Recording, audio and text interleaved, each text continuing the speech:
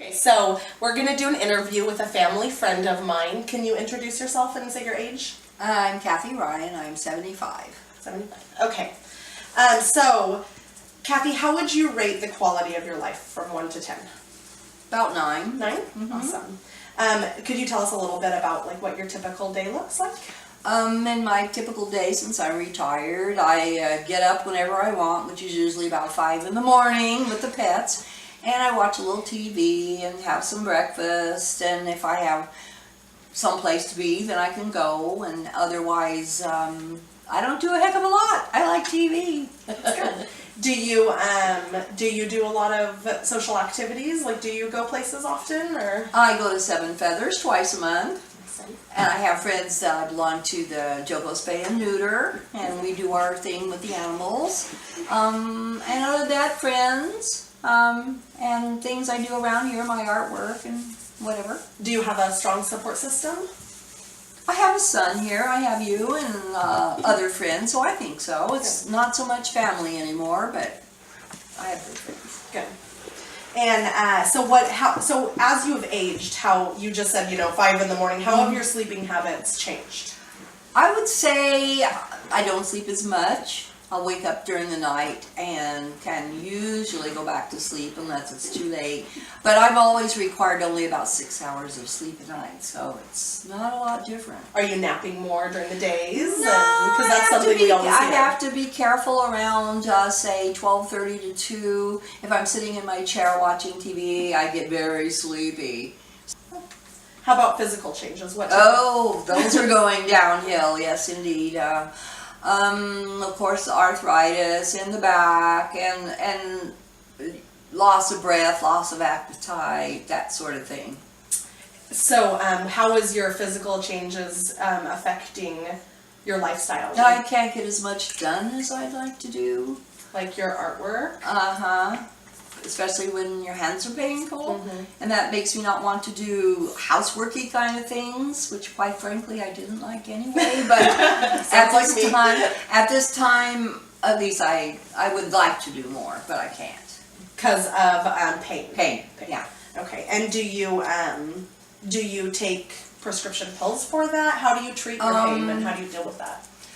I used to take more like ibuprofen and that, but it didn't feel all that much better, and I didn't want to put and then I tried the hand stuff, the prescription hand cream stuff, but that left me with a real bitter taste around my mouth, which the people said that was a rare side effect. But there's one more thing I couldn't do with my hands for the pain, so yeah, that's not good. So you just deal with the pain? Yes. Got it.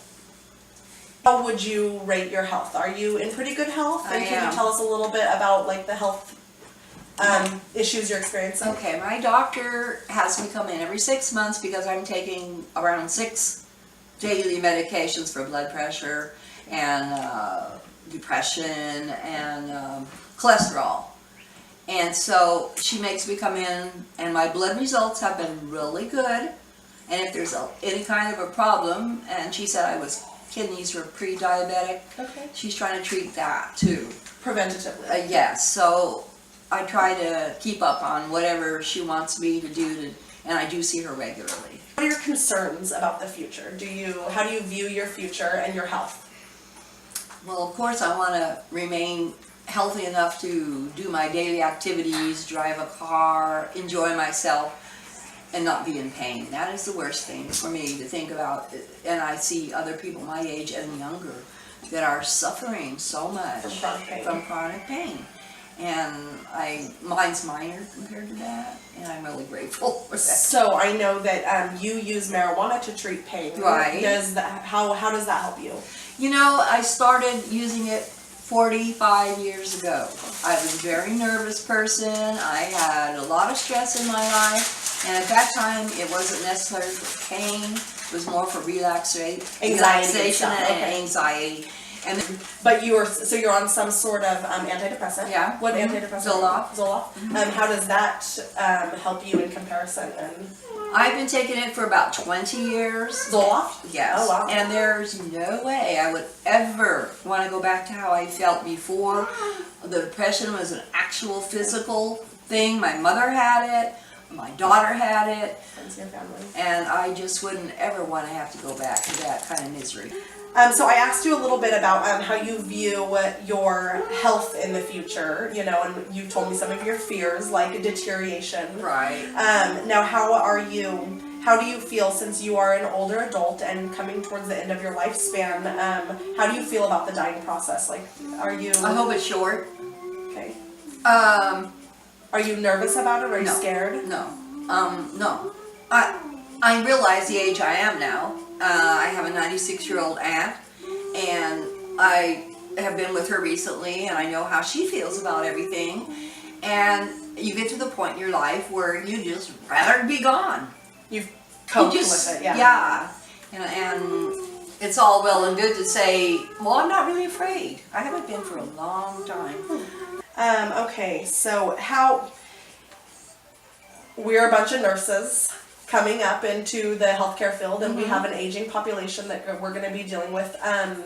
What would you like us to know in consideration? Like how do you think that, what is something that you think we should know on how to deal with older people better, or Just don't lie to them. don't beat around the bush? No, don't lie to them. Don't humor them. You know what I'm saying? I be honest. Direct. Oh, you have to be. Because, well, if there was something mentally impairing them where it would be worse to be truthful with them. But, you know, recently any doctors that I've talked to seem to be forthright and honest. And even my friend who recently passed away last week, the doctors were upfront with him the whole time. And that's what I would think nurses would.